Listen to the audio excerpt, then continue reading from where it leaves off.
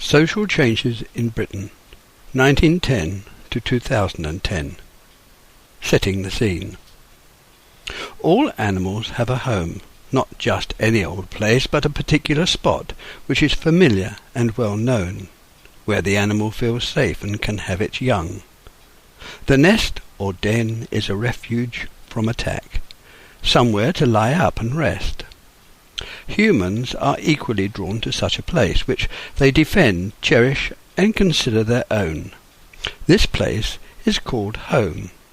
It is cared for, protected, and maintained, and as with all human behaviour, some people are particularly drawn to their home, their space, and busy themselves cleaning it, working in it, feeling most happy and relaxed when at home, safe from the maddening world outside. In British society, prior to the First World War, a woman's place was in the home. This was expected and applied to all females, whatever their age, whether married or unmarried. This also applied to the handicapped, the old and infirm.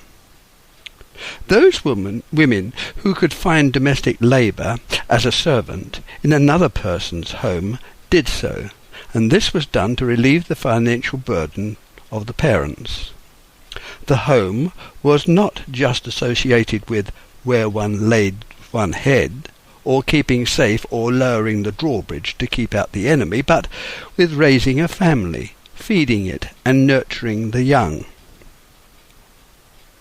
The birth rate in 1876 was 36 per thousand. This figure declined in the next 50 years to 15. The death rate in the 30s was just 11 per thousand per year. It was very noticeable between the wars that these figures were very different from the turn of the century. Just before the Second World War, nearly half of the population was aged between 15 and 45. There was a worry then, as now, 70 years later, that there is likely to be a shortage of workers to support the elderly, as the death rate declines. The relevance of marriage is being challenged by the consumer society and women's liberation. Men have lost their power and gained a competitive partner. Now we're going to see who's worth it. The population in 1900 was around 38 million, when around 5 million women worked. A century later, the population was nearly 60 million, of whom 13 million were working women. In Edwardian times, single men and women were introduced to each other, for them to become acquaintances. For this friendship to be carried further, it was normal behaviour for them to be introduced to each other's parents. The most important consideration for the parents, if the friendship was a serious attempt by the suitor to advance his desires, was for the parents to be assured he could maintain their daughter at least at the same social level.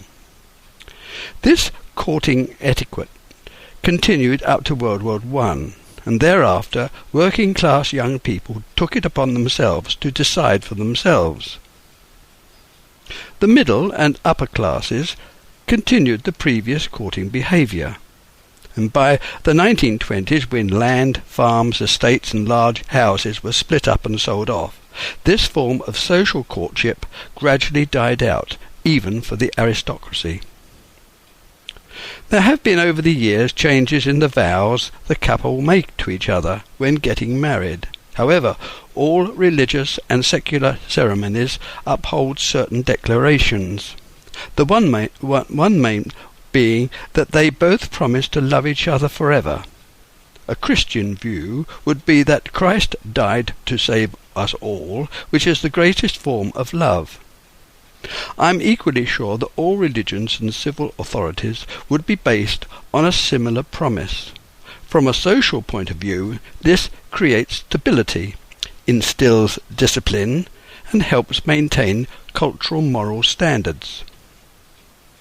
Life expectancy at the time of the Great Exhibition was just over 40 years of age, and this has increased by 10 years by 1900. A further 50 years saw the increase to 80. The average number of children in any one family in the second half of the 20th century was 2. The most significant factor for this reduction is the age of the mother, which has risen to 29. Until 1857, divorce was allowed only by private Act of Parliament. By 1872, it's recorded that there were about 200 divorces granted annually, and nearly 150 years later, the trend has been upwards to about 180,000 per annum. About 70% were first marriages affecting couples aged about 40 years, and granted to women for unreasonable behaviour, and to the man 2 years separation with consent. The reasons given for this continuing trend include marrying at a young age, having premarital sex, and a previous divorce. These depressing figures are pretty general throughout the Western world and English-speaking countries. The British society is solidly behind an heterosexual monogamous marriage, accepting sex before marriage.